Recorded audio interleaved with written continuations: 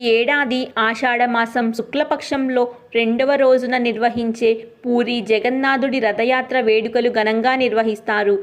జగన్నాథుడు అధిరోహించే రథాన్ని నందిశేష్ అంటారు.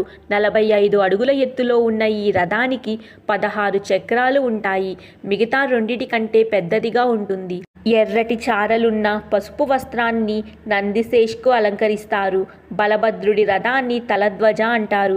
దీని ఎత్తు 44 అడుగులు, 14 చక్రాలు ఉంటాయి.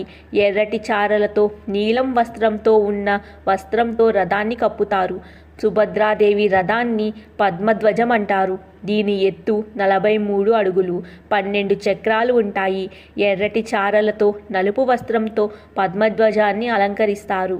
ప్రతి రథానికి 250 అడుగుల పొడవున్న 8 అంగుళాల మందంతో ఉన్న తాడులను కడతారు.